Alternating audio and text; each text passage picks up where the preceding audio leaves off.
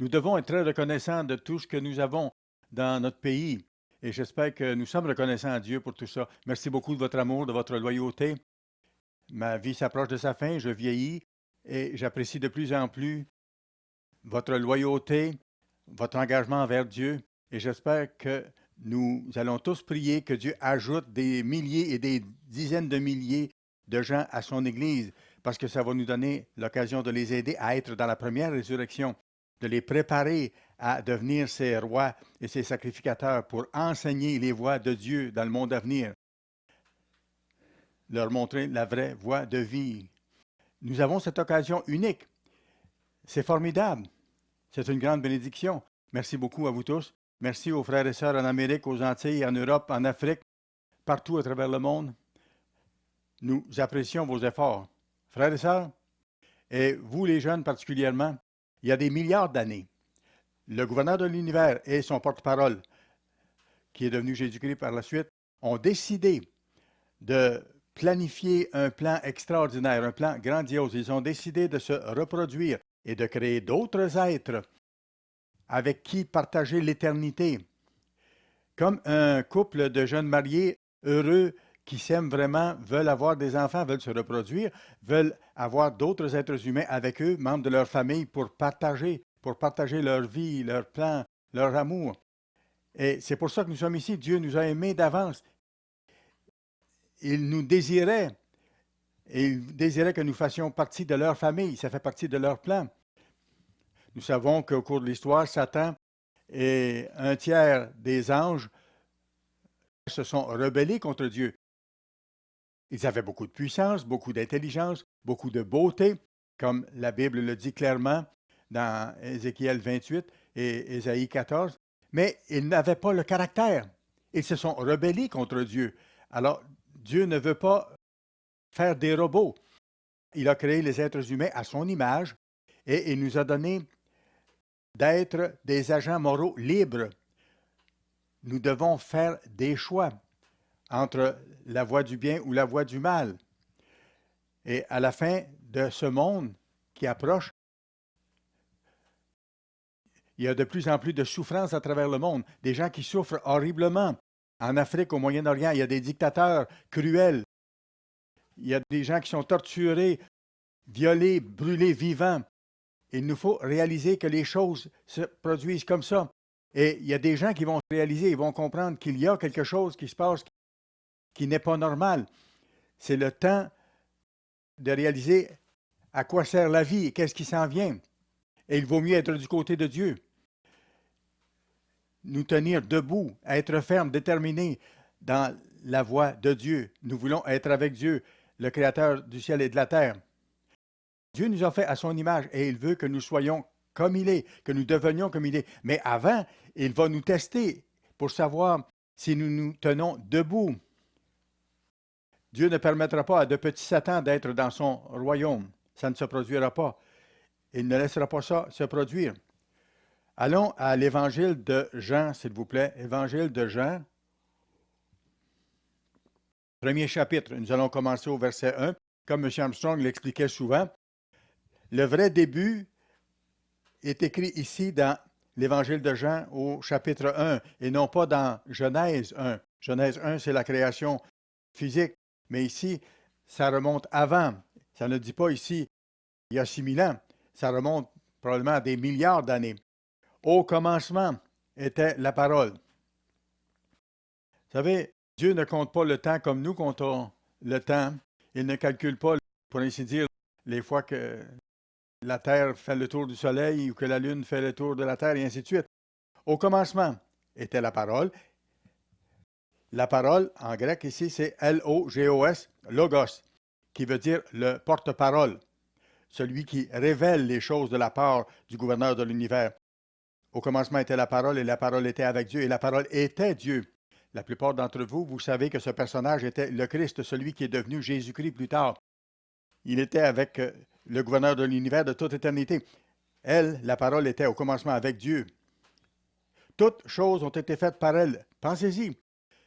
Le Christ a fait toutes choses. Celui qui est mort pour vos péchés, celui qui a fait le soleil, la lune, la terre, les étoiles, celui qui donne les beaux couchers de soleil, les brises légères le soir, le chant des oiseaux, le matin, les levées de soleil, celui qui a créé les magnifiques montagnes que certains aiment monter, qui a créé l'amour entre un homme et une femme, l'amour d'une mère pour ses enfants. Tout ce qui est bon, tous les dons parfaits viennent de Dieu et ça vient de Christ, parce que le Christ est Dieu. Il a créé toutes ces choses. Il veut utiliser tout ça pour notre bien-être et nous devons agir en conséquence. Toutes choses ont été faites par elle. Le Logos, le Christ, et rien de ce qui a été fait n'a été fait sans elle. Elle était la vie. C'est lui la vraie façon de vivre. En elle était la vie et la vie était la lumière des hommes.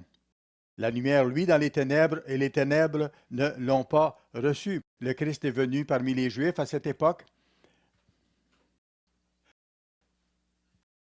Ils ne le comprenaient pas, ni les Juifs, ni ceux des autres nationalités.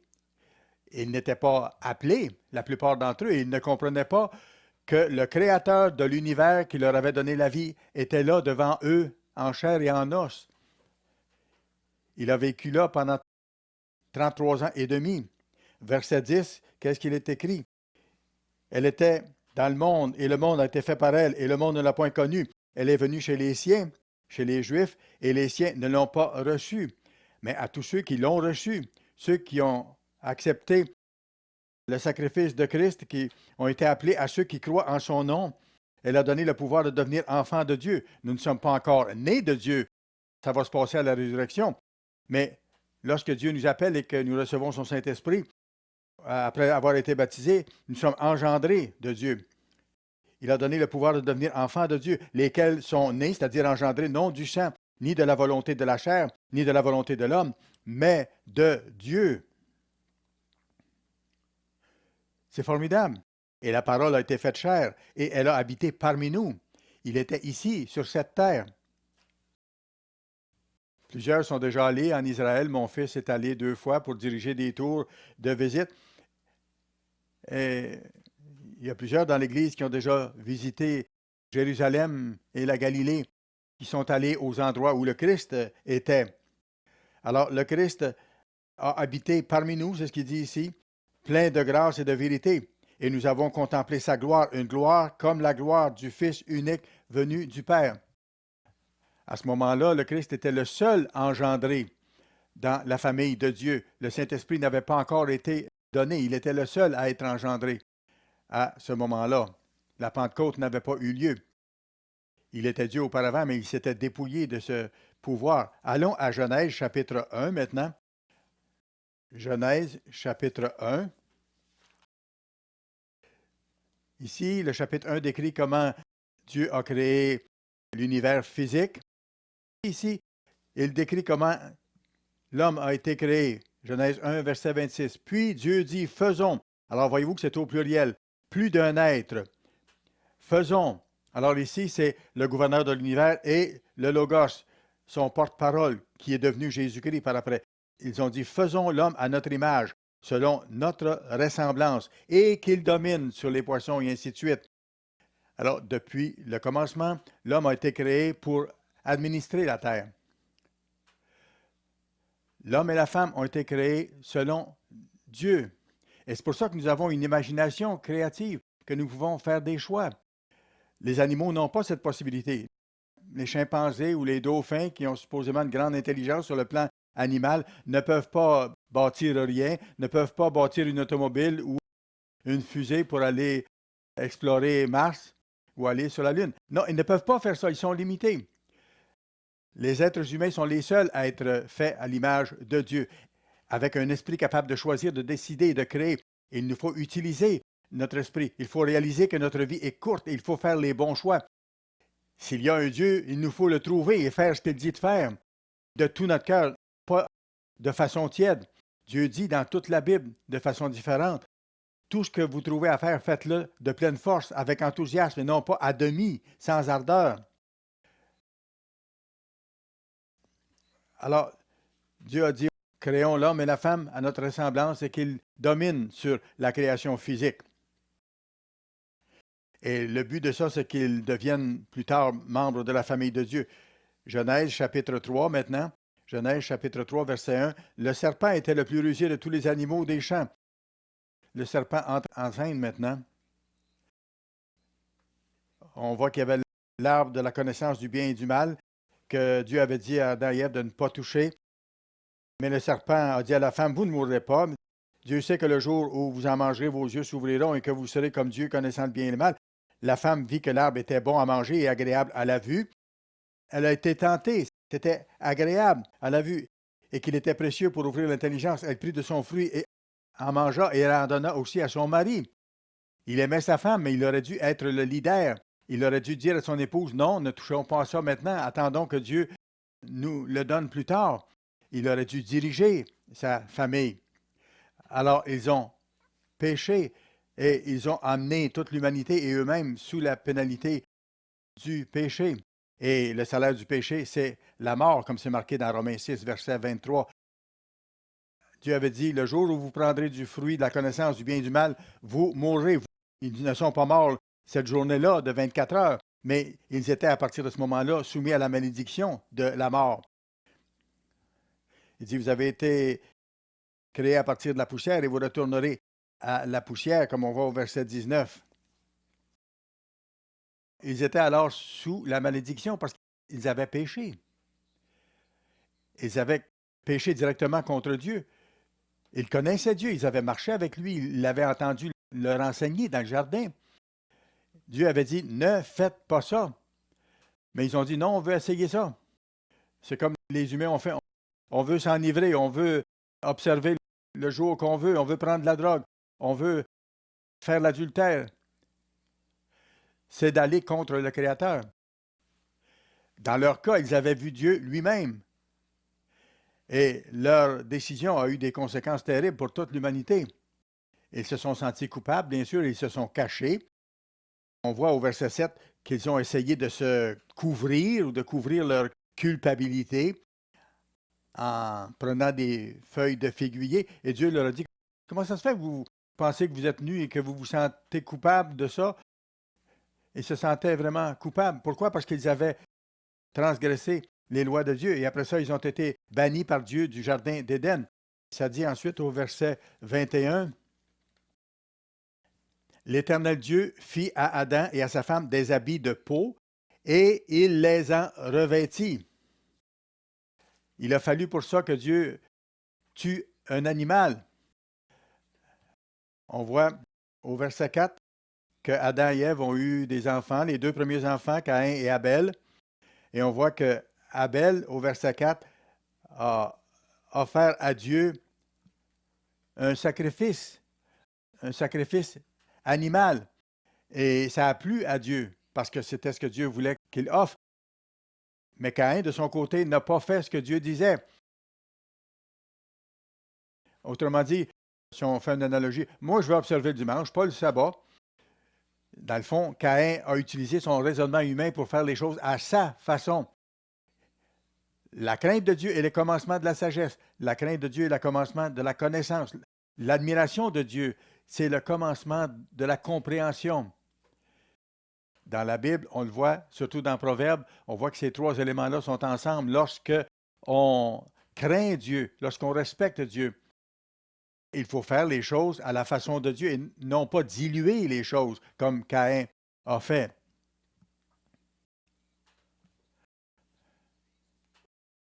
Dieu a accepté l'offrande d'Abel et ça lui a plu, mais il a refusé l'offrande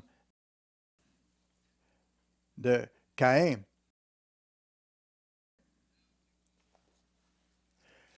Allons maintenant à Hébreux chapitre 9, s'il vous plaît. Hébreux chapitre 9. Hébreux chapitre 9.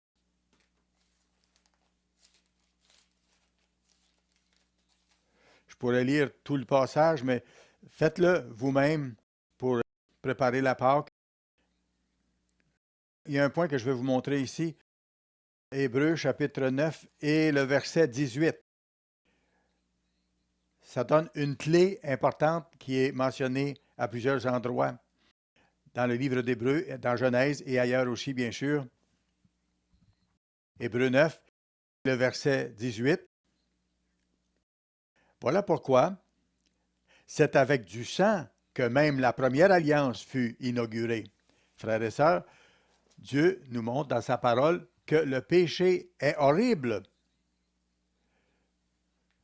Quand on est jeune, on ne voit pas les choses comme ça. Je le sais, j'ai déjà été jeune. Quand j'étais au collège, j'avais cette attitude charnelle. Je ne voyais pas les choses comme je les vois aujourd'hui. Je sais, quand on est jeune, on est porté à penser autrement. Mais vous avez la chance d'apprendre maintenant. Je me rappelle que quand j'étais jeune au collège, on revenait à la maison et on passait devant une église adventiste. C'était une église peu élevée. Il y avait un demi-sous-sol avec des grandes fenêtres. Les gens se réunissaient, bien sûr, le sabbat. C'est ce que font les adventistes du 7e jour. On riait, on s'amusait d'eux autres. Ah, regarde ces gens-là, ils observent le sabbat, ils observent le samedi. On ne les haïssait pas, mais on s'amusait d'eux. Nous étions charnels, nous étions insolents, impertinents, pour ainsi dire. On ne savait pas ce que ça voulait dire. Je me rappelle, lorsque je travaillais sur la construction d'un barrage en Idaho, dans les montagnes, il y avait des jeunes hommes là qui travaillaient avec nous, qui étaient des Mormons. Et ces jeunes Mormons étaient des diacres. Ils avaient 18-19 ans, non pas l'âge pour être des diacres selon les critères de l'Église.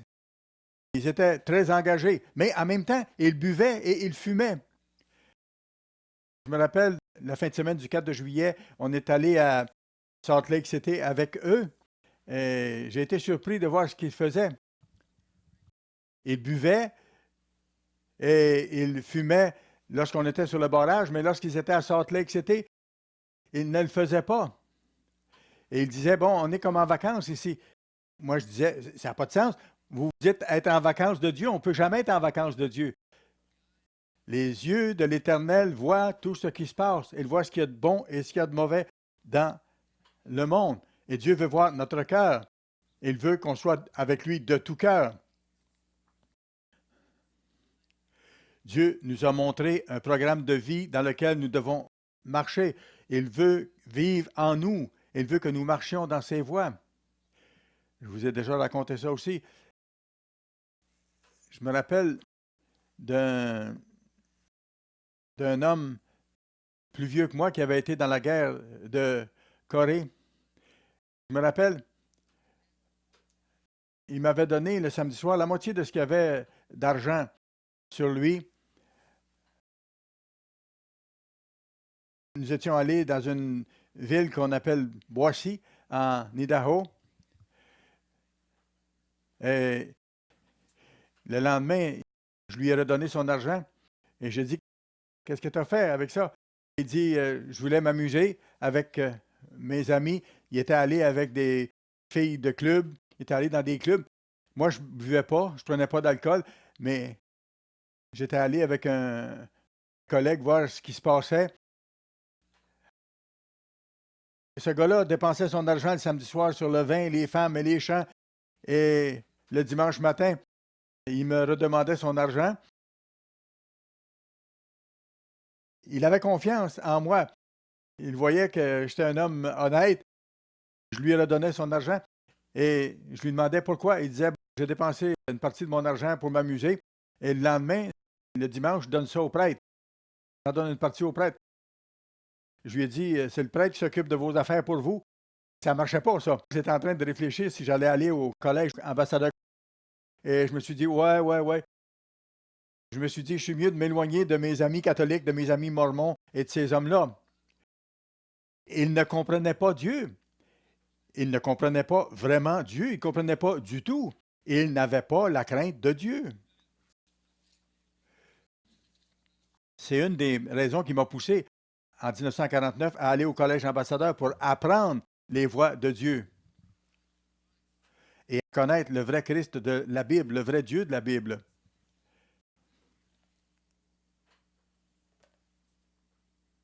Dans Hébreux 9, verset 18, ça dit que c'est avec du sang que même la première alliance a été inaugurée. Alors, on voit ici que Moïse a dû prendre ce sang.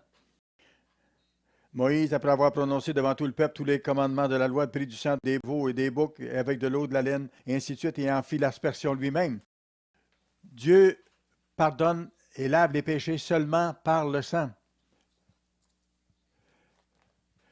Dieu veut nous montrer que le péché est horrible, qu'il coûte cher, il cause la mort, et ça peut être payé ou expié seulement par le sang d'un seul être.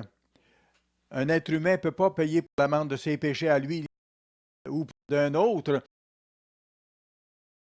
Il y a seulement le Créateur de tous les êtres humains, le Christ, dont le sang peut payer l'amende des fautes de tous les êtres humains.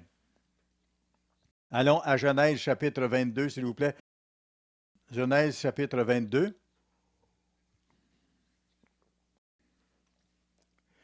Un passage très inspirant de la Bible lorsque nous le comprenons. Ça concerne Abraham. Pourquoi Abraham est-il appelé le père des croyants? Parce qu'il craignait Dieu. Il aimait Dieu, il adorait Dieu, il avait un grand respect pour Dieu et lui obéissait. Il l'a fait tout au long de sa vie. Ça dit ici, Genèse 22, verset 1, « Après ces choses, Dieu mit Abraham à l'épreuve.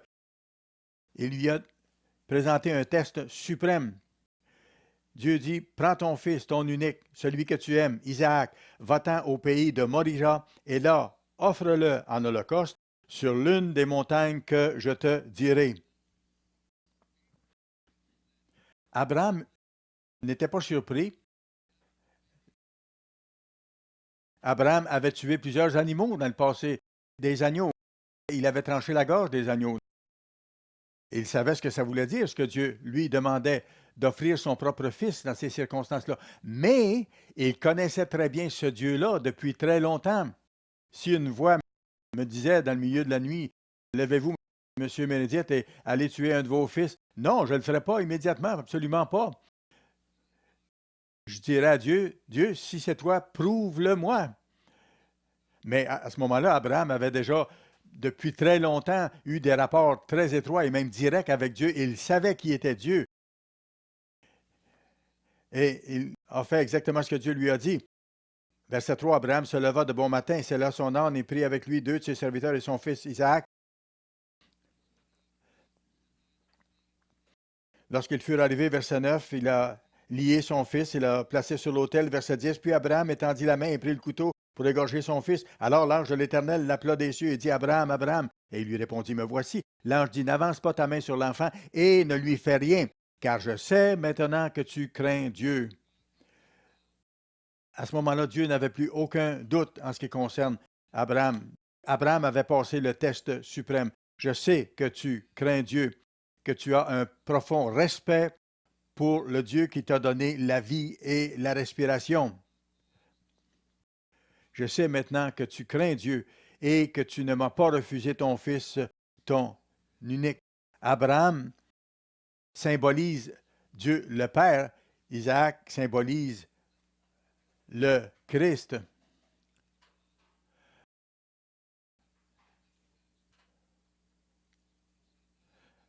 Il dit, maintenant, je sais que tu crains Dieu et que tu ne m'as pas refusé ton fils, ton unique. Alors, il lui a promis de grandes bénédictions à cause de son obéissance. Il était même disposé à faire ce sacrifice ultime. Dans ce qui est arrivé là, Abraham a représenté à l'avance ce que Dieu le Père allait faire parce que le Père a offert son propre fils en sacrifice. C'est tellement énorme. Ça avait été planifié longtemps d'avance. Le Père a offert son Fils unique.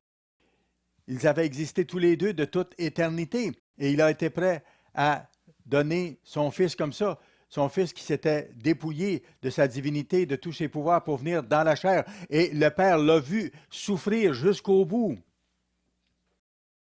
Jusqu'au moment où la lance a été plantée dans son côté. Les deux savaient ce qui allait se passer.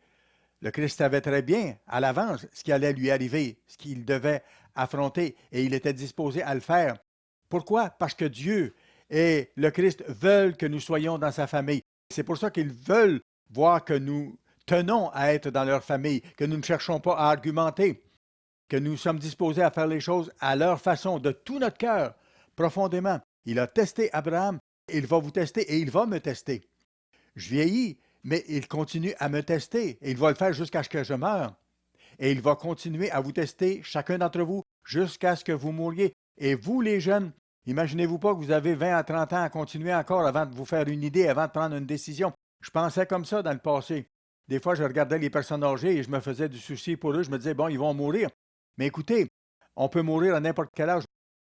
Je me rappelle, en 1958, mon grand ami Richard Armstrong est mort dans un accident d'automobile. Il est mort quelques jours après. Il avait 29 ans. À ce moment-là, j'ai commencé à réaliser qu'on pouvait mourir jeune aussi. Vous pouvez mourir en retournant à la maison. Je ne veux pas vous faire peur, mais soyez réaliste. Je vais vous amener à penser.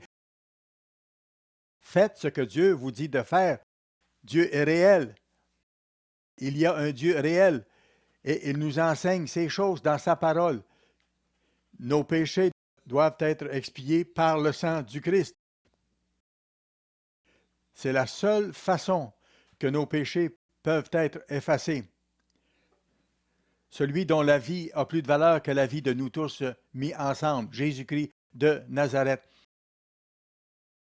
Abraham a représenté à l'avance ce que Dieu le Père allait faire par rapport à son Fils. Allons à Exode maintenant, chapitre 12. Exode, chapitre 12.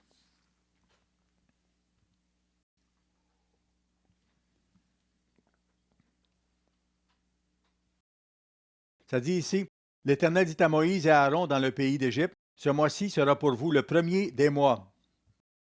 Parlez à toute l'assemblée d'Israël et dites, le 10e jour de ce mois, on prendra un agneau pour chaque famille, un agneau pour chaque maison. Si la maison est trop peu nombreuse pour un agneau, on le prendra avec son plus proche voisin, selon le nombre de personnes. Vous compterez pour cet agneau d'après ce que chacun peut manger. Ce sera un agneau sans défaut, mâle, âgé d'1 an. Ça devait être un agneau physiquement parfait. Vous pourrez prendre un agneau ou un chevreau. Vous le garderez jusqu'au 14e jour de ce mois et toute l'assemblée d'Israël l'immolera entre les deux soirs au coucher du soleil. On prendra de son sang et on en mettra sur les deux poteaux et sur le linteau de la porte de la maison où l'on en mangera. Ça représentait le sacrifice que le Christ allait présenter, lui, l'agneau de Dieu, longtemps après.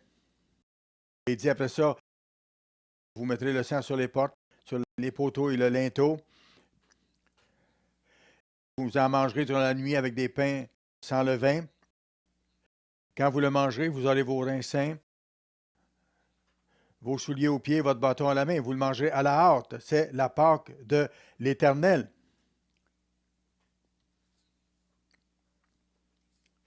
La chair devait être rôtie au feu et on devait la manger avec des pains sans levain. Alors, Dieu dit, c'est la Pâque de l'Éternel. Ce n'est pas la Pâque des Juifs, c'est la Pâque de l'Éternel.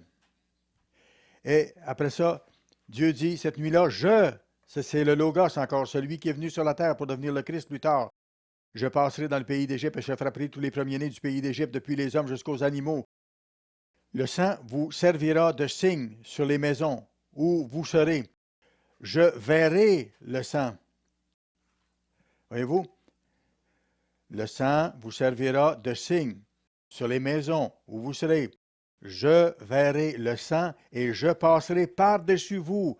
En anglais, le mot pour la Pâque, c'est Passover. Ça veut dire passer par-dessus. Dieu a passé par-dessus les maisons qui avaient fait ce sacrifice. C'est pour ça qu'il nous faut être sous le sang de Christ pour être protégés, épargnés par Dieu et pardonnés de nos fautes passées.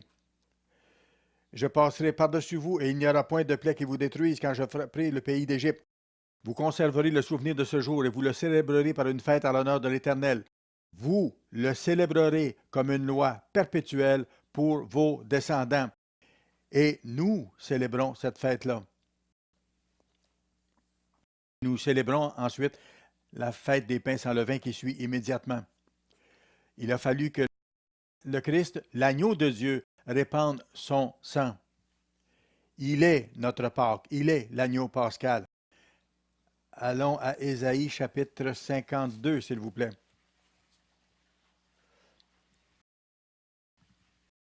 Alors, voyez-vous, cet agneau que les Israélites devaient offrir représentait le Christ qui allait venir beaucoup plus tard offrir son corps en tant que sacrifice, verser son sang et donner son corps pour être battu et brutalisé.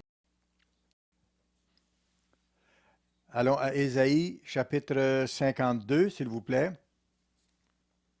Nous allons commencer à lire au verset 13.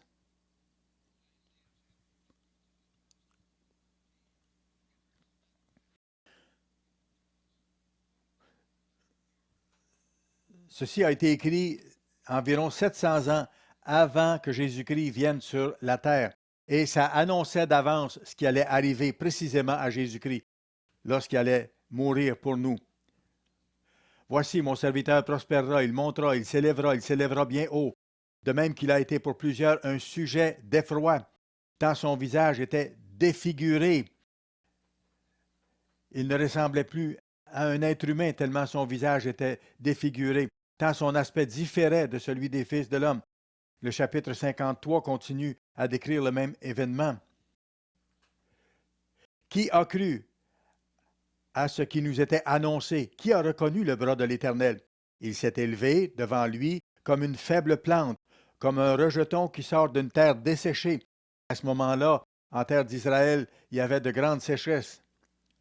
Il n'avait ni beauté ni éclat pour attirer nos regards. Le Christ n'est pas venu en tant que gros et grands hommes comme Monsieur Univers, très spécial. Non, il était un jeune juif tout à fait normal, tout comme les autres jeunes juifs de son époque.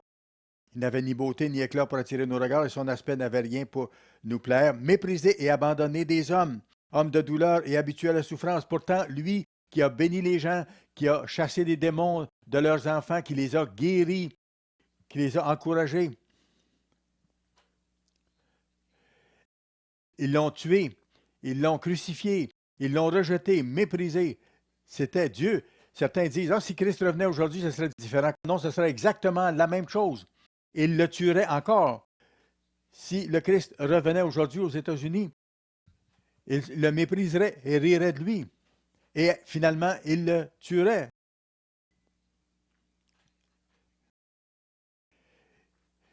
Les gens n'ont pas aimé se faire dire qu'il agissait mal.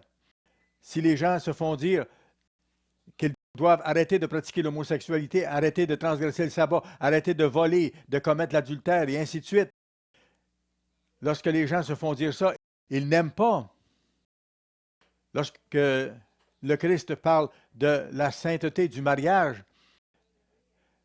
si le Christ était là aujourd'hui et disait ces choses-là, les gens diraient « Cesse de nous parler » et ils essaieraient de le tuer.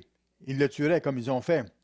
Verset 4, « Cependant, ce sont nos souffrances qu'il a portées. » Et dans le texte original, ça dit « Ce sont nos maladies qu'il a portées. » Le Christ est notre guérisseur.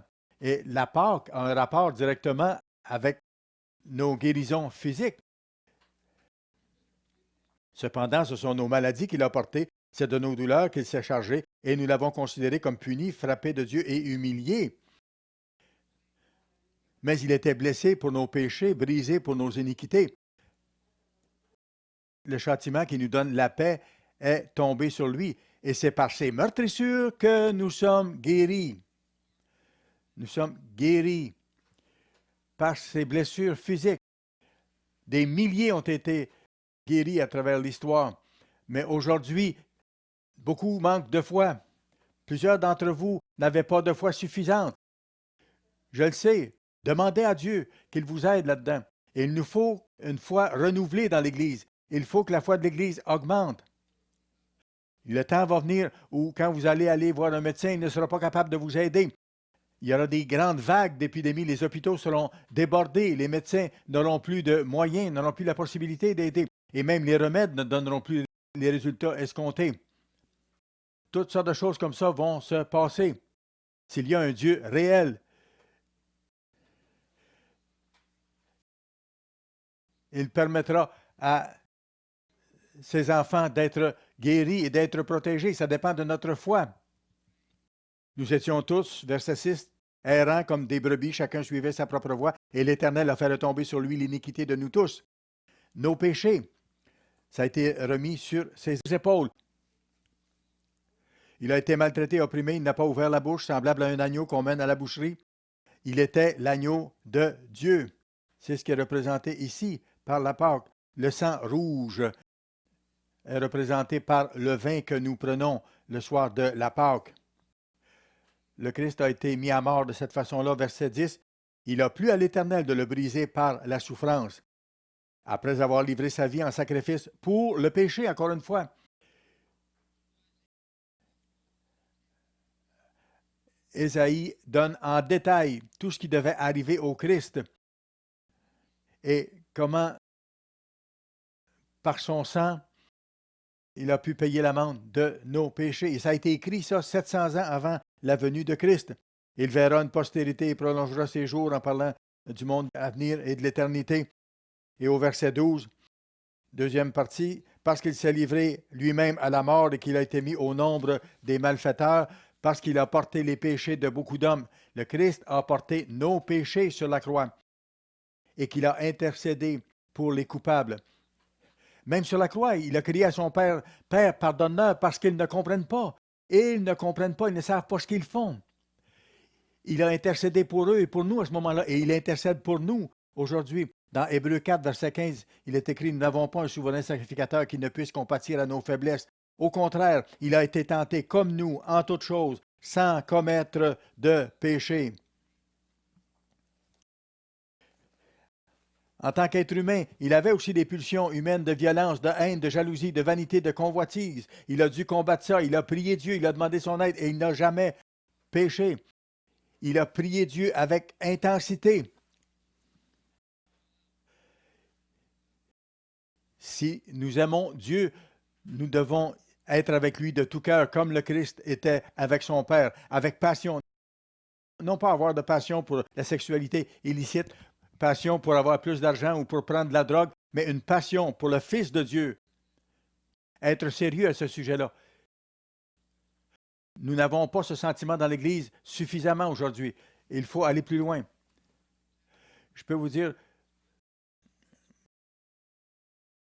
je me rappelle, M. Armstrong, dans le passé, à 2 ou 3 reprises, a dit, « Frères et sœurs, je veux que vous sachiez que j'ai fait une erreur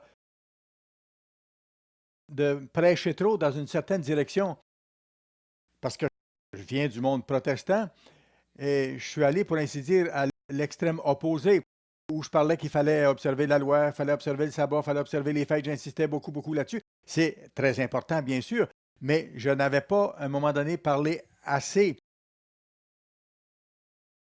de l'appréciation que nous devons avoir du sacrifice de Christ. Notre Sauveur, c'est la base du salut.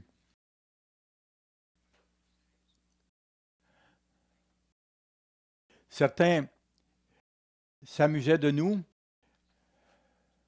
Ils nous méprisaient, certains nous méprisaient parce qu'on parlait beaucoup du Christ après ça. Moi aussi, j'en parle beaucoup. N'en ayez pas honte. Il faut le faire parce que c'est très important.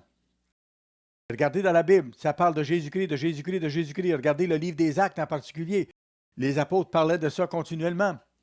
Bien sûr, aujourd'hui, on parle davantage de prophétie parce qu'on est sur le point de les voir complètement se réaliser. Mais au début de l'Église du Nouveau Testament, il y avait 500 frères et sœurs de l'Église qui avaient vu le Christ une fois qu'il a été ressuscité. Et ils s'en parlaient, ils s'exhortaient par rapport à ça. Ils étaient enthousiasmés de ça. Ils parlaient de Christ, ce qu'il avait fait. Et on doit en être enthousiasmé aussi de la bonne façon. Le vrai Christ de la Bible, il est le même hier, aujourd'hui et à jamais. Qui nous a dit, obéissez au commandement, faites ce que Dieu dit. Il a enseigné cette voie de vie. Il ne change pas. Mais d'autre côté, on ne parle pas seulement de la loi. La seule façon pour nous d'observer les lois de Dieu, réellement et de mieux en mieux, c'est par le Christ en nous. C'est pour ça que j'aime de façon particulière ce verset qui dit « J'ai été crucifié avec Christ et si je vis, ce n'est plus moi qui vis. C'est Christ qui vit en moi. » Et pour le mot « moi », dans le grec, c'est « ego ». Ego. Le vieux moi vaniteux, si vous voulez. Et si je vis, ce n'est plus le vieux moi qui vit. C'est Christ qui vit en moi. Si je vis maintenant dans la chair, je vis dans la foi du Fils de Dieu qui m'a aimé. Non pas la foi au Fils de Dieu, mais la foi du Fils de Dieu qui m'a aimé et qui s'est livré lui-même pour moi. Certaines versions de la Bible disent « Je vis par la foi au Fils de Dieu ». Mais dans l'original et dans plusieurs versets, c'est plus exact, c'est la foi du Christ, comme on voit également dans Galates 2, verset 16, même chose dans Apocalypse 14 et le verset 12, où il est clairement dit, c'est la foi du Christ que nous devons avoir. C'est lui, le Christ en nous, qui nous aide à vivre selon les commandements de Dieu et à vaincre notre nature humaine. C'est lui qui met sa vie en nous, parce que nous l'aimons. Nous admirons ce qu'il a fait et nous voulons qu'il vive sa vie en nous. Ça veut dire ne pas jouer de jeu, ça veut dire être fidèle, ne pas nous enivrer, ne pas prendre de drogue. Ça veut dire faire les choses comme Dieu veut que nous fassions. Et c'est ça qui l'honore, c'est ça qui nous approche de lui. Nous voulons honorer Dieu. Nous voulons honorer ce Dieu qui va revenir bientôt en tant que roi des rois et seigneur des seigneurs. Vous vous rappelez le passage très beau dans le Messie de Handel où on parle du roi des rois et du seigneur des seigneurs qui revient. Ceux qui chantent ça dans le monde ne comprennent pas tout ce que ça veut dire, mais nous, ça nous a été donné de savoir que ces mots-là veulent dire une réalité qui approche. La plupart d'entre vous qui entendez ces choses-là, votre esprit est ouvert. Vous êtes testé maintenant. Je suis testé maintenant. Et vous savez, je peux encore abandonner, je peux me détourner de Dieu. Frères et sœurs, si je me détourne, si j'abandonne, je n'aurai pas une autre chance de salut. Dieu m'a donné ma chance maintenant. Et il faut décider chacun pour vous-même. Si vous comprenez ces choses-là, vous êtes responsable de ce que vous savez. Il faut que vous fassiez ce que Dieu vous montre de faire. Et il faut que vous laissiez Dieu vivre sa vie en nous. Est-ce que je réussis parfaitement à faire les choses? Non. Mais est-ce que j'essaie de tout cœur? Oui, il faut faire ces choses-là. Il faut supplier Dieu de nous aider régulièrement là-dedans. Le Christ est notre Sauveur vivant, tout-puissant.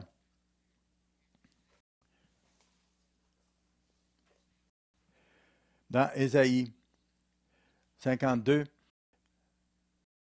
si vous prenez des notes, vous irez voir dans Lévitique 17 et le verset 11. La vie est dans le sang. C'est là que votre vie est, selon la Bible. Allons dans le Nouveau Testament maintenant. Matthieu chapitre 26.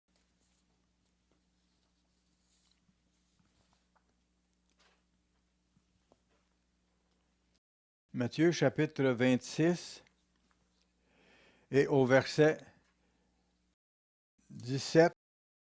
Le premier jour des pains sans levain, les disciples s'adressèrent à Jésus pour lui dire « Où veux-tu que nous te préparions le repas de la Pâque ?» Il répondit « Allez à la ville chez un tel. » Bien sûr, ce n'était pas le premier jour des pains sans levain comme tel, c'était l'approche de la saison, c'est ce que ça indique. Il répondit, allez à la ville chez un tel et vous lui direz, le maître dit, mon temps est proche, je ferai la Pâque chez toi. Les différents commentaires nous disent qu'à ce moment-là, il y avait plusieurs maisons où c'était possible de louer des pièces pour faire ce genre de cérémonie. Alors c'est ce que le Christ leur indique de faire ici. Alors ils sont allés là, ils ont préparé la Pâque. Verset 20, le soir étant venu, il se mit à table avec les 12. Allons au verset 26 maintenant. Verset 26. Pendant qu'il mangeait, Jésus prit du pain et après avoir rendu grâce, il le rompit et le donna aux disciples. Le pain vient en premier, toujours. Pourquoi? Parce que ce matin, très tôt, le matin de la Pâque, le Christ a été flagellé, a été frappé, martyrisé. Il a été flagellé de façon horrible. C'était un fouet à plusieurs lanières. Et il a payé l'amende de nos péchés physiques à ce moment-là pour que nous soyons guéris. Le pain vient en premier. Et après, il a dit, prenez, mangez, ceci est mon corps. Les catholiques pensent que lors de l'Eucharistie, le pain devient le corps même du Christ, comme si le Christ venait du ciel et prenait la forme de ce pain sans levain. Martin Luther et ses disciples, à ce moment-là, ont commencé à se retirer de cette conception-là. Dans les cathédrales d'Europe, il y avait des grandes pierres sur le plancher, il y avait des fissures entre les pierres, et s'il y avait des morceaux de cette hostie ou de ce pain sans levain qui tombait, les gens disaient, les rats peuvent venir manger ce pain-là, ils mangent le corps du Christ littéralement. Ça n'a pas de sens. C'était symbolique, ce que le Christ mentionne ici. Il dit, ce pain représente mon corps, prenez, mangez, ceci est mon corps. Ce n'est pas son corps littéralement, mais ça représente son corps. Mais aujourd'hui, les gens sont mêlés à propos de ça. Verset 27, il prit ensuite une coupe et après avoir rendu grâce, il la leur donna en disant, buvez-en tous. Le vin rouge, symbole de son sang, car ceci est mon sang, le sang de l'alliance, qui est répandu pour beaucoup, pour le pardon des péchés. Voyez-vous, très clair. Pour le pardon des péchés.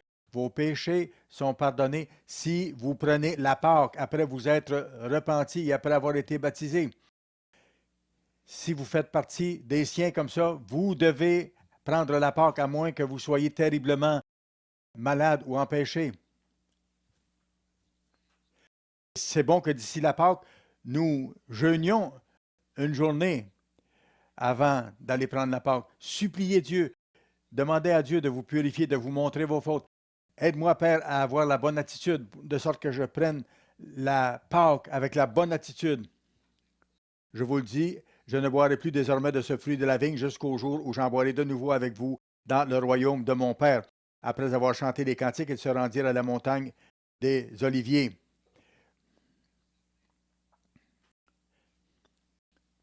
Il a dit à ses disciples de veiller. Et après, on voit au verset 36, là-dessus, Jésus alla avec eux dans un lieu appelé Gethsémane. Et il dit à ses disciples, asseyez-vous et pendant que je m'éloignerai pour prier. Alors le Christ est allé un peu plus loin, dans un lieu privé, pour prier son Père. Il a amené avec lui Pierre, Jacques et Jean, les fils de Zébédée, ses apôtres les plus proches de lui. Et il commença à éprouver de la tristesse et des angoisses, et il leur dit alors, mon âme est triste jusqu'à la mort, restez ici et veillez avec moi. Il avait peur, il était angoissé, parce qu'écoutez, le Christ était un être humain, et il savait très bien tout ce qui s'en venait.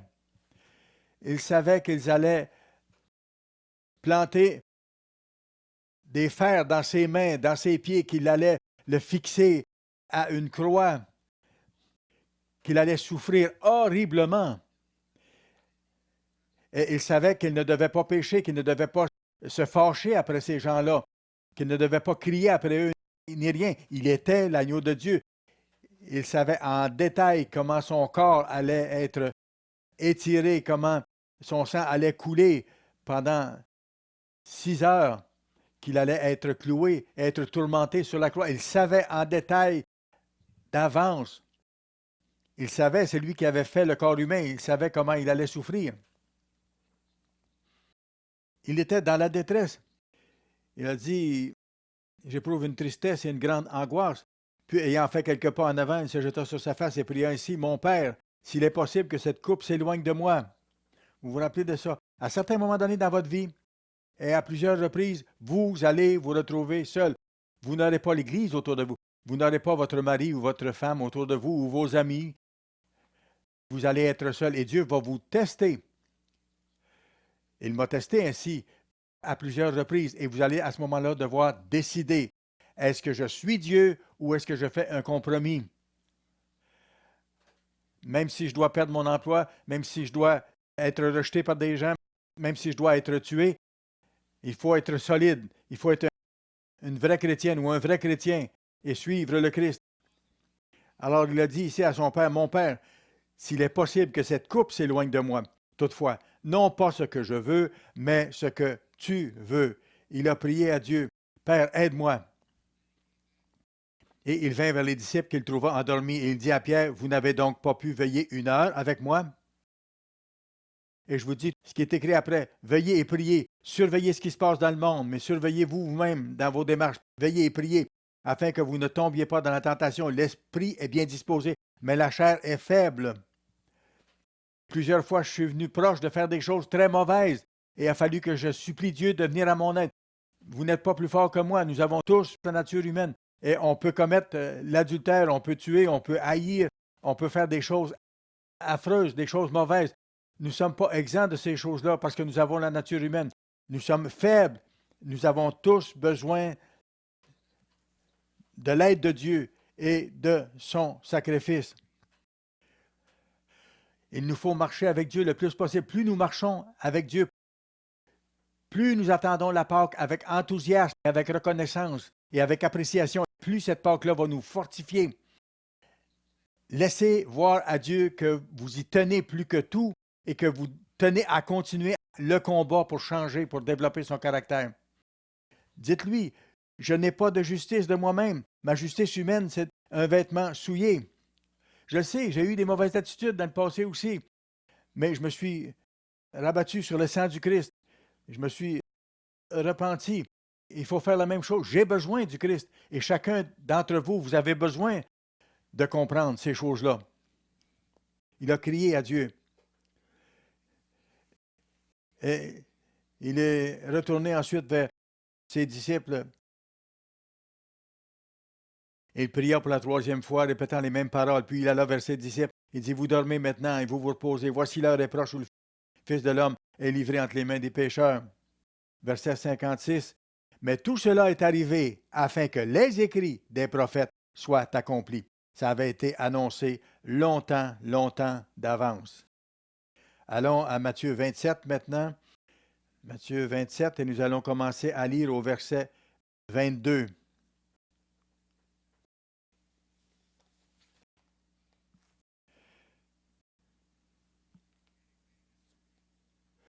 Ici, on voit que Pilate s'apprête à le livrer aux Juifs. Pilate leur dit, que ferai-je donc de Jésus qu'on appelle Christ? Tous répondirent, qu'il soit crucifié. Crucifie-le. Fais-le passer par une mort horrible, la mort la plus horrible qui puisse être inventée. Et il a dit, qu'est-ce qu'il a fait? Le gouverneur dit, mais quel mal a-t-il fait? Et ils crièrent encore plus fort, qu'il soit crucifié. Verset 18. Il savait, Pilate, que c'était par envie qu'ils avaient livré Jésus. Le gouverneur était sous pression et il voulait maintenir l'ordre. Il ne voulait pas qu'il y ait de grands soulèvements et que Rome envoie des armées plus nombreuses. Alors il fallait qu'il garde les choses en ordre. C'est ce qu'il a choisi de faire. Ils ont dit qu'il soit crucifié. Le gouverneur dit, quel mal a-t-il fait? Verset 24, Pilate, voyant qu'il ne gagnait rien, mais que le tumulte augmentait, prit de l'eau, se lava les mains en présence de la foule et dit, je suis innocent du sang de ce juste. Regardez, le gouverneur romain a dit du Christ qu'il était un juste. Il avait vu ce qui s'était passé. Il comprenait un peu le fond de l'histoire. Il voyait que le Christ n'était pas coupable de ce qu'on l'accusait. Il a essayé de l'aider, mais il ne l'a pas fait. Et tout le monde répondit que son sang retombe sur nous et sur nos enfants. Les gens essaient de mettre la faute sur les Juifs à ce moment-là. Bien sûr, ils étaient coupables. Mais écoutez, il y a deux choses ici. Les Juifs étaient là et demandaient qu'ils soient crucifiés. Mais il y avait ceux de l'Empire romain aussi. Le gouvernement romain qui a fait cette chose-là. Pilate a permis cette chose-là. Il avait le pouvoir de l'éviter. Donc, voyez-vous, le gouvernement romain et Pilate représentent les païens, les non-convertis ou les non-juifs, si vous voulez, ou les non-israélites. Et les Juifs étaient là. Donc, ça représente les deux éléments de l'humanité aux yeux de Dieu. Donc, les deux sont coupables de la mort du Christ. Les Israélites, les Juifs, comme les païens, ceux du monde, ceux qui sont des non-juifs.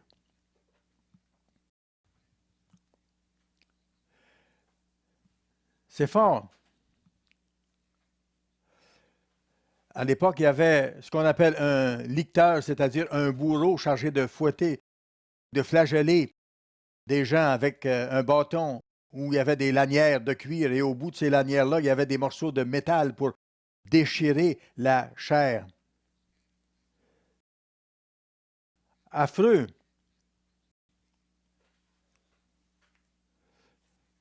C'était une mort horrible. Le sang éclaboussait partout. Verset 35, après l'avoir crucifié, ils se partagèrent ses vêtements en tirant au sort, afin que s'accomplisse ce qui avait été annoncé par le prophète. Ils se sont partagés mes vêtements et ils ont tiré ma tunique au sort. Verset 45. Voici le Christ, le Fils de Dieu, celui pour qui le gouverneur de l'univers avait créé toutes choses. Il a été 6 heures sur la croix. Depuis la 6e heure jusqu'à la 9e heure, il y eut des ténèbres sur toute la terre. Et vers la 9e heure, 3 heures de l'après-midi, Jésus s'écria d'une voix forte. C'était une chose terrible parce que le Créateur était sur le point de mourir et toute la création a été en convulsion. Jésus cria d'une voix forte, mon Dieu, pourquoi m'as-tu abandonné? Il le savait. Il avait prophétisé les mêmes paroles plusieurs centaines d'années auparavant. À ce moment-là, tous les péchés de l'humanité ont été mis à ce moment-là précis sur ses épaules. Il est devenu, pour ainsi dire, les péchés du monde. Il n'a jamais péché, mais il est devenu nos péchés, les péchés de l'ensemble de tous les êtres humains. C'est ce qui s'est passé à cet instant précis.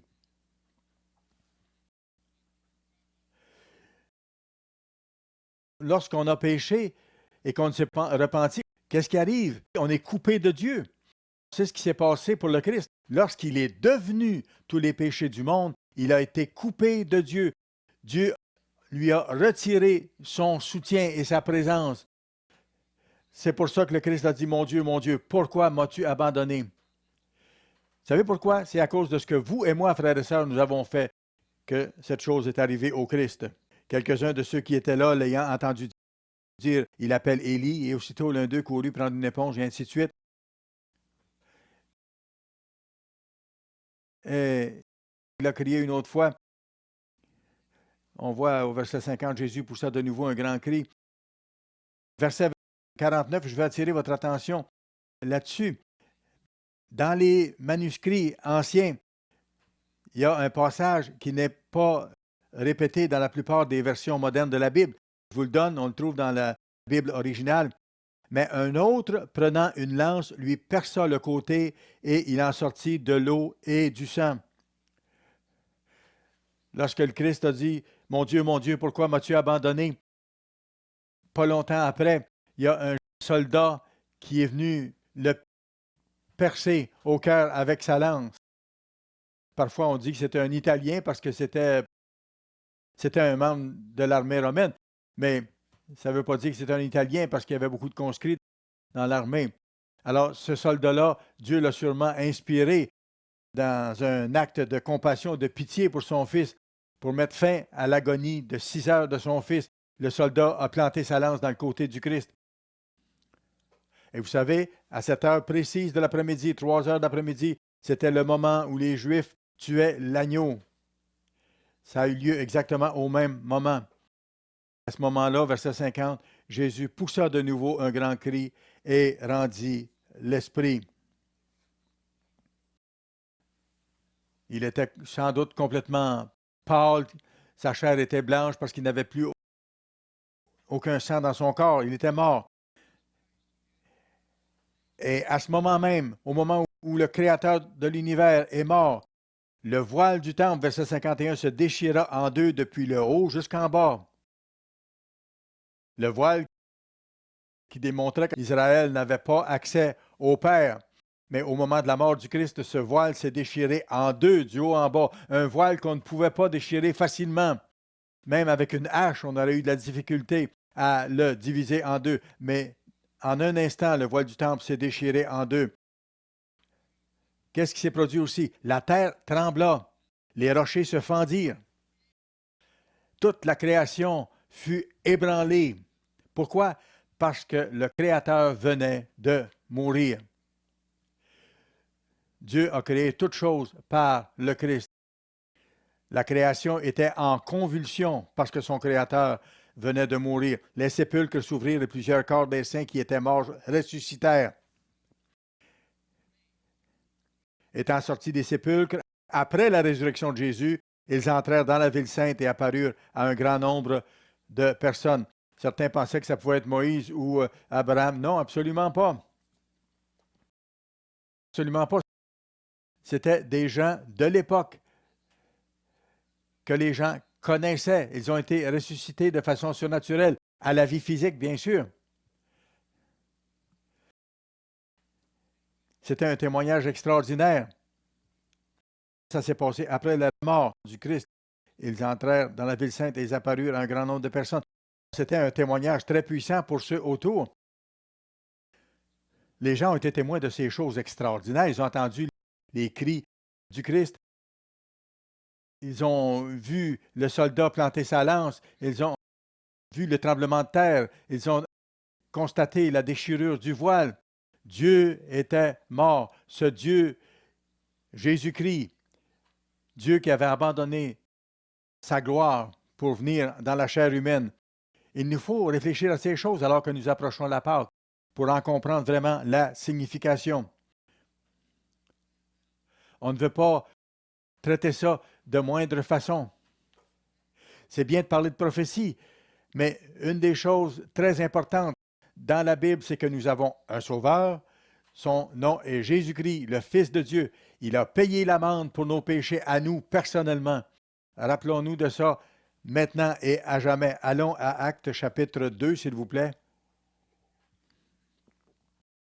Nous avons ici la description du jour de la Pentecôte. Vous connaissez ce contexte. Pierre prêchait, expliquait comment le Christ avait été ressuscité. Verset 34, il dit « Car David n'est point monté au ciel. Aucun être humain est monté au ciel. Seulement le Christ est retourné au ciel.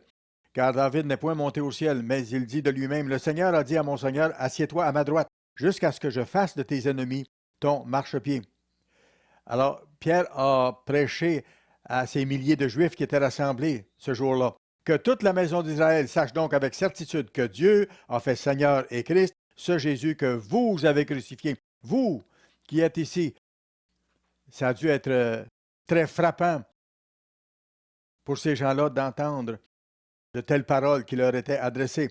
Verset 37, après avoir entendu ce discours, ils eurent le cœur vivement touché et ils dirent à Pierre et aux apôtres, « Hommes, frères, que ferons-nous? » Qu'est-ce qu'il faut faire dans ce cas-là?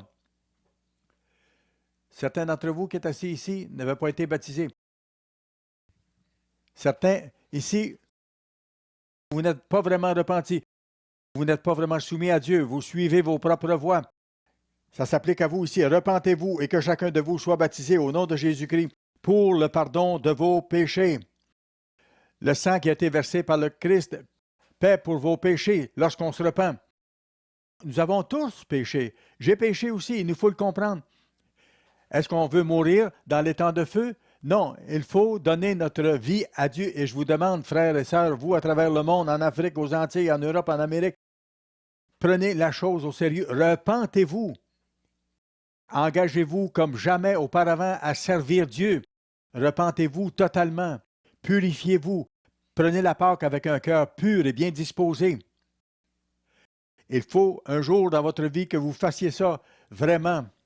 Repentez-vous et que chacun de vous soit baptisé au nom de Jésus-Christ. Pourquoi? Pour le pardon de vos péchés. Et vous recevrez le don du Saint-Esprit. J'ai besoin du Saint-Esprit. Vous avez besoin du Saint-Esprit. Vous ne pouvez rien faire spirituellement sans l'Esprit de Dieu. Il faut vous repentir et donner votre vie entière à Dieu. Examinez-vous, jeûnez. Faites ça avant la Pâque. Et réengagez-vous. Renouvelez votre engagement à marcher dans les voies de Dieu plus qu'auparavant encore. Allons à 1 Corinthiens chapitre 11 maintenant. 1 Corinthiens chapitre 11, Nous allons lire à partir du verset 23. Paul décrit ici ce que le Christ lui a révélé. Et ça nous dit comment prendre la Pâque maintenant.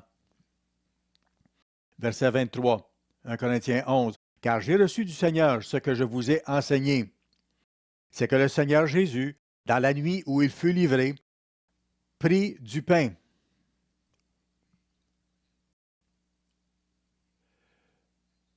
Quand a-t-il institué la Pâque? Le soir où il a été trahi. Vérifiez ça comme il faut dans votre Bible.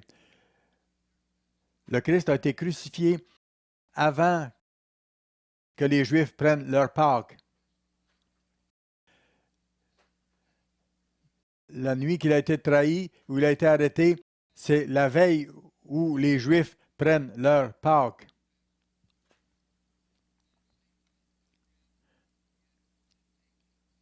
Dans la nuit où il fut livré, il prit du pain et après avoir rendu grâce, le rompit et dit, « Ceci est mon corps qui est rompu pour vous. Faites ceci en mémoire de moi. » De même, après avoir soupé, il prit la coupe et dit, « Cette coupe est la nouvelle alliance en mon sang. Faites ceci en mémoire de moi toutes les fois que vous en boirez. » C'est une fois par année. Car toutes les fois que vous mangez ce pain et que vous buvez cette coupe, vous annoncez la mort du Seigneur jusqu'à ce qu'il vienne. C'est un service de commémoration. Verset 28. Que chacun donc s'éprouve soi-même. Vous n'avez pas besoin de confesser vos péchés à nous, les ministres, pas du tout, mais vous vous examinez vous-même, vous demandez pardon à Dieu. Que chacun donc s'éprouve lui-même et qu'ainsi il mange du pain et boive de la coupe. Car celui qui mange et boit sans discerner le corps du Seigneur mange et boit un jugement contre lui-même. Certains n'ont pas la foi d'être guéris. C'est pour cette raison qu'il y a parmi vous beaucoup d'infirmes, de malades et qu'un grand nombre sont morts prématurément. Si je meurs à 80 ou 90 ans, ce n'est pas inhabituel, ou si des gens meurent à cet âge-là, ce n'est pas surprenant.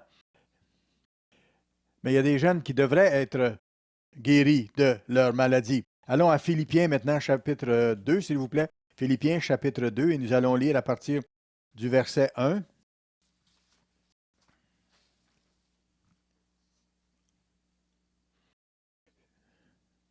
Un passage très significatif de la Bible lorsqu'on le comprend. Si donc, il y a quelque consolation en Christ, s'il y a quelque soulagement dans l'amour, s'il y a quelque communion d'esprit, s'il y a quelque compassion et quelque miséricorde, rendez ma joie parfaite, ayant un même sentiment, un même amour, une même âme, une même pensée.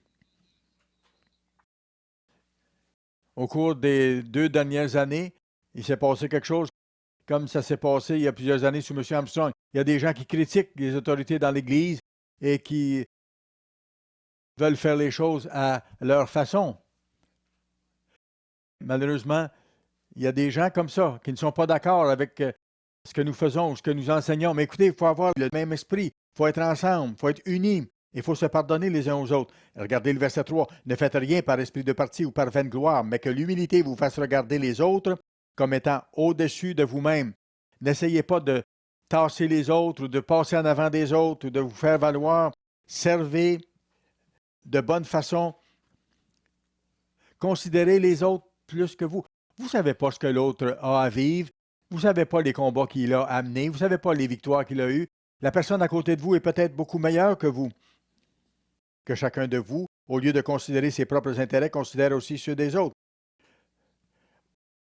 Ayez la mentalité de Christ. Considérez les autres. Ayez en vous les sentiments, les pensées qui étaient en Jésus-Christ. Existant en forme de Dieu, il n'a point regardé son égalité avec Dieu comme une proie à arracher. Il a abandonné sa gloire, sa majesté, sa puissance. Il a tout abandonné ça, sa divinité, pour venir dans la chair humaine. Il était auparavant, avant de venir dans la chair humaine, au trône de Dieu, avec les 24 vieillards et les 4 êtres vivants dans la belle salle du trône. Il a abandonné tout ça pour venir dans la chair humaine et souffrir. Existant en forme de Dieu, il n'a point regardé son égalité avec Dieu comme une proie arrachée, mais il s'est dépouillé lui-même en prenant une forme de serviteur, en devenant semblable aux hommes. Il a paru comme un vrai homme. Il a tout abandonné, ses prérogatives, ses pouvoirs, et il est venu en tant qu'être humain. On l'a méprisé, on l'a frappé, on l'a rejeté et finalement on l'a crucifié. Pourquoi? parce que Dieu vous aime et Dieu veut que nous fassions partie de sa famille. Il veut partager l'éternité avec nous. Il veut que nous soyons totalement de tout cœur dans son équipe, que nous ne jouions pas de jeu, que nous ne soyons pas là à moitié. C'est pour ça qu'il nous faut donner notre vie entière de tout cœur à Dieu et vivre selon ses voies. Il faut le comprendre. Il s'est dépouillé de lui-même et il est paru comme un vrai homme. Il s'est humilié lui-même, se rendant obéissant jusqu'à la mort, même jusqu'à la mort sur la croix. C'est pourquoi aussi Dieu l'a souverainement élevé et lui a donné le nom qui est au-dessus de tout nom, afin qu'au nom de Jésus, tout genou fléchisse dans les cieux, sur la terre et sous la terre, et que toute langue confesse que Jésus-Christ est le Seigneur, à la gloire de Dieu le Père. Dieu veut ça. Dieu veut honorer son Fils et Dieu veut que vous honoriez son Fils. Adorez Dieu. Soyez reconnaissants de tout cœur pour ce que Christ a fait. Si vous devez avoir un héros, que ce ne soit pas une vedette rock, que ce ne soit pas un champion boxeur qui frappe un autre, que ce ne soit pas un politicien qui dit le plus gros des mensonges pour être élu, que votre vedette, que votre héros soit Jésus-Christ. Adorez-le. Soyez proche de lui. Demandez-lui de vivre en vous et de combattre pour vous. Ayez la mentalité de Christ et appréciez profondément la Pâque et sa signification.